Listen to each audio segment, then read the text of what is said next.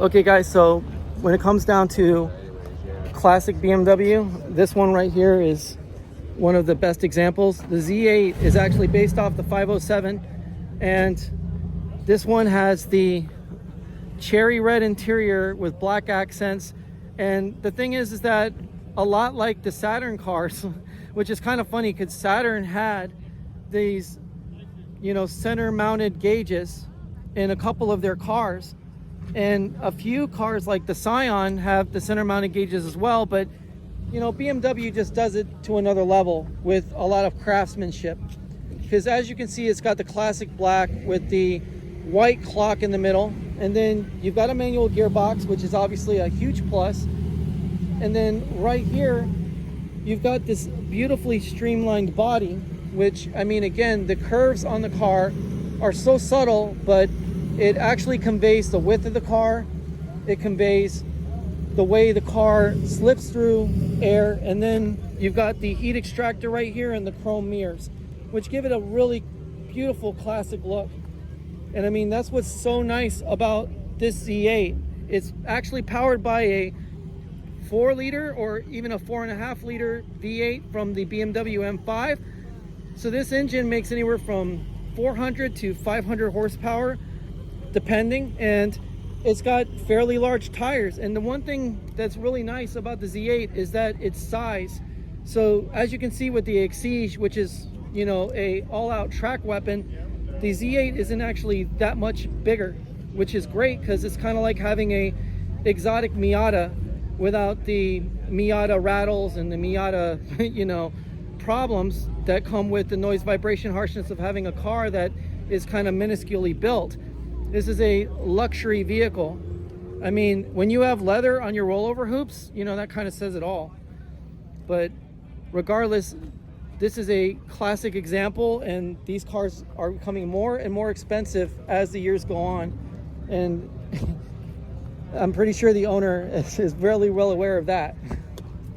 But just a beautifully, maintained and beautifully engineered car. And he's gonna start it up. Nice and quiet until the loud pedal hits the floor.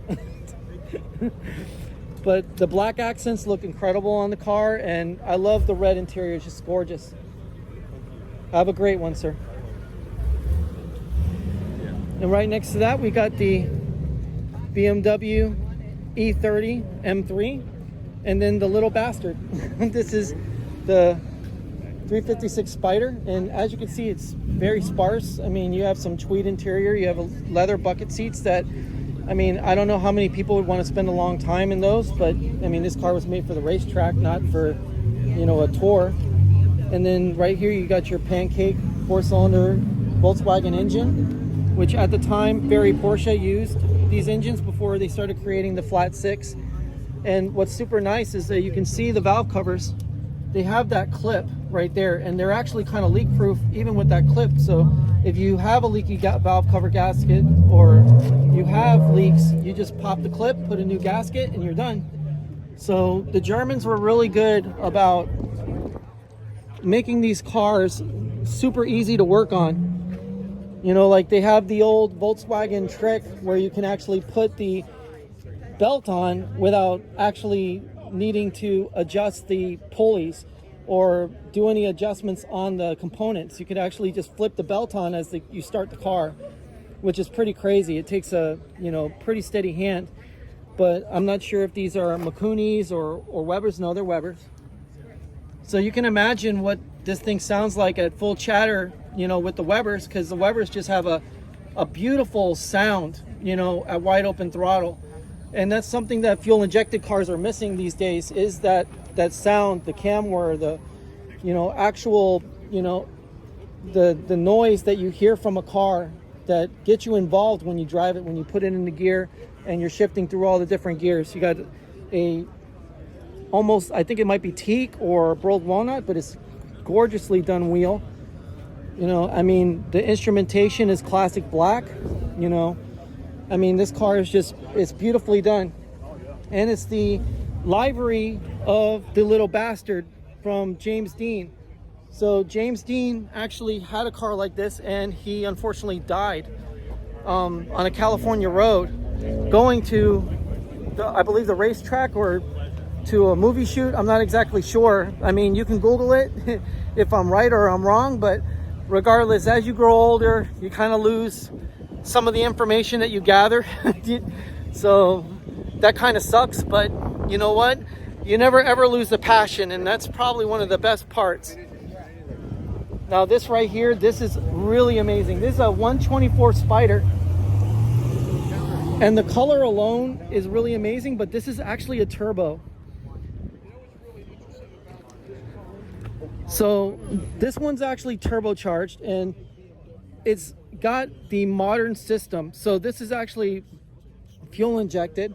I'm not sure if it's mechanically or electronically fuel injected, but the thing is that when you have a small twin cam engine like this, and then you have a turbocharger on it, and then you have a dry weight that is legitimately under 2,500 or 2,600 pounds, you're in for a lot of fun. I mean, I love this blue interior. It's kind of got that, you know, pit bull blue nose look. But Pininfarina obviously did the coach work on this car, and it's just beautifully done. Nice 928 right there. But what really blows my mind is that the A-bar, the 124 A-bars is turbocharged. So it's kind of funny that you find the grandfather to that car sitting right here. We got some normie cars rolling through, which is kind of hilarious. You know, having a car show where you have just these stunners and then you have these, you know, basic ass normie cars coming through. This thing is gorgeous right here. So this is a Spitfire, and as you can see, it's definitely an 80s model because it has the big bumpers on the front. I mean, these were actually put on American models because of, you know, the regulations of the government, which kind of screwed everything up for car enthusiasts and made cars look unnecessarily ugly for no reason. But the color's beautiful. The dash is real wood. You got a nice, beautiful wood wheel in the inside. It's just, this car is very Spartan, but it's gorgeous. And, you know, there's nothing that can break on it, which is a nice part. You don't have power windows. You have your roll-up windows, which a lot of people don't even know exist. You know, and anything that does break on the car, it can be easily fixed by the do-it-yourselfer. It doesn't require an MIT degree to fix this car. You can actually do a lot of the work yourself and have a better driving experience if you really think about it. Because, I mean, look at this Accord, for instance. I mean, it's a car, it's an appliance, it's reliable. But even though, you know, like they say in the old British saying, if it doesn't have oil on the floor, it doesn't have oil in it. You know, I would rather have the oil leak car and have a car that's actually fun to drive and involving than to have a car that's an appliance. And the owner's going to open up the hood on the Spitfire. And it's kind of funny how the Spitfire has a reverse F40 hood. It's like a full-on clamshell, which is usually seen in race cars, not in a little, you know, 50-50 weight distribution car that's made to cut corners like a surgical knife. So this engine is very small, and the thing is, it doesn't need to be big. And anything that had, you know, a huge engine, right? Like the Sunbeam Tiger, for instance, which had a V8 in it, it was overbearing and not very fun to drive. It really took a competent driver to harness all that power in such a lightweight car. But when you have this little Bristol 4-cylinder in it, I mean, this right here has just enough power to get the ass end out on those country roads in Wales. And, you know, it allows a driver who might be a ham-fist to actually, you know, reel that in. You know, you don't have to have racing slicks to keep this car in control. And you can actually learn grassroots racing in a car like this and do your own wrenching, because look how easy and simple the car is. You got an easy distributor. I mean, you've got the carburetor, downdraft carburetor. You got a small alternator. I mean, everything is really, really well put together on this car. No, I thought it like this. My other one. And if you notice, the steering rack is aft of the engine. So this is almost like a mid-engine car if you really think about it. I mean, right here, look at your inner fender wells, all integrated. The almost bird cage-like structure to keep the hood nice and taut and strong, so that way it doesn't shake and rattle itself to pieces. I mean, just so well done, this car right here. And I mean, look, the owner's seats right here, all this is actually built to hug you in the seat, which is pretty amazing.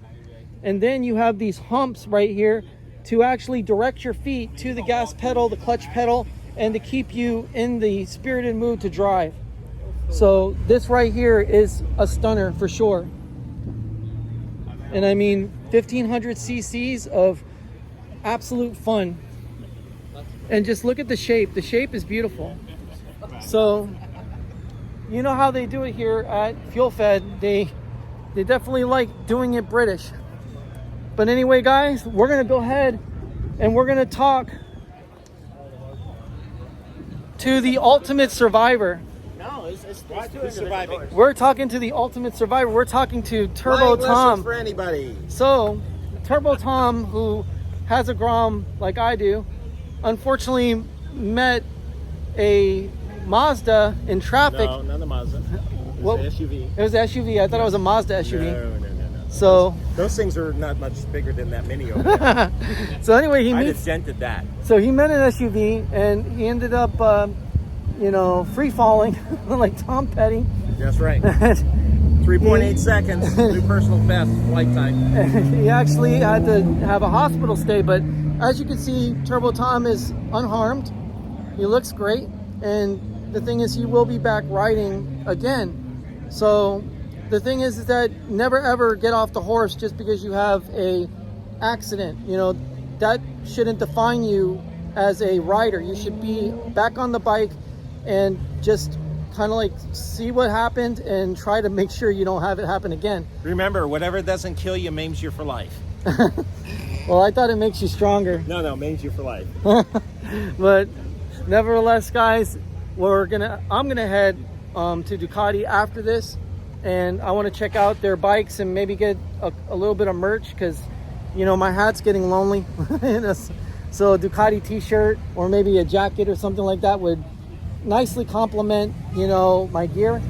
And obviously George has a Ducati. So I'm very, very jelly of the George, because the George has a Ducati Cafe Racer, which is even better than having a modern Ducati. Because if you think about it, a Cafe Racer is like the genesis of a fun bike to ride, and to drop a knee on. So it's pretty cool that George happens to have a Ducati. He had a Harley Davidson as his first bike that he actually started on, and not just any Harley Davidson. He had a freaking V-Rod, which is super fast.